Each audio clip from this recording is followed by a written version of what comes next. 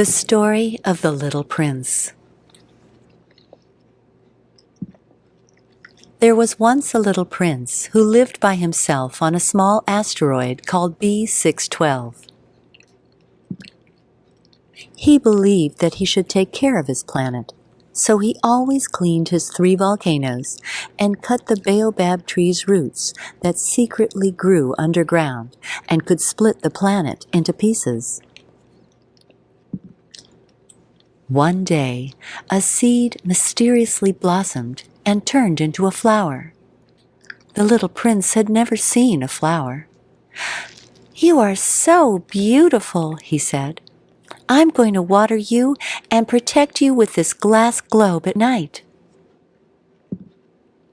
The little prince decided to call her Rose. He loved her very much, and Rose loved her little prince. They were together all the time, but because Rose was constantly demanding for the little prince's attention, he started to doubt about her feelings for him. The little prince decided it was time for him to make new friends, so he went on a trip around the universe, leaving Rose behind. On the first planet, the little prince found a king who had lived there on his own for many years. When he saw the little prince, he happily said, "Good, good. I have someone to rule now." So the king started to order him around and called him his subject. But the little prince was not used to taking orders from anyone. Friends do not give orders anyway. So he decided to leave.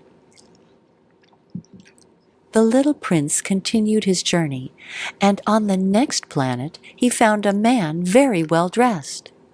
The vain man said to the little prince, "Oh, now I have someone to admire me." The man dressed in all sorts of clothes and expected the little prince always to tell him how good he looked. But after some time, little prince thought, friendship should not be based only on compliments. So he left. On the next planet, the little prince found an old man with lots of books around him. "What are all those books about?" little prince asked. "I'm a geographer," said the old man. "So I write about the rivers, the mountains, and the deserts. Tell me about your planet so I can write about it." Little Prince started talking about himself, the volcanoes, the baobab trees, and of course about his rose. "How wonderful," said the geographer. "But I can only write about the things that last forever, so I cannot write about you and your rose." The little prince had never thought that he or his rose were not eternal, and he felt sad. The geographer had no interest in him, and friends do, so he left and traveled to a planet called Earth. On Earth, little prince met a fox and asked her, "Can we be friends?" "Only if you tame me," the fox replied. The little prince was intrigued. "What does taming mean?" he asked. "It means to establish ties, to create a bond," the fox said. "Otherwise, you are just a little boy to me, like thousands of other little boys, and I have no need of you.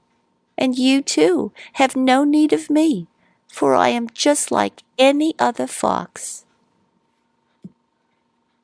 "I'm beginning to understand," said the little prince. "There is a flower. I think she has tamed me. I miss her a lot." So the little prince realized that even though his flower was so proud and temperamental, she was unique to him and a true friend. "My rose needs me," he thought. So he decided to go back to his volcanoes and to his baobab trees.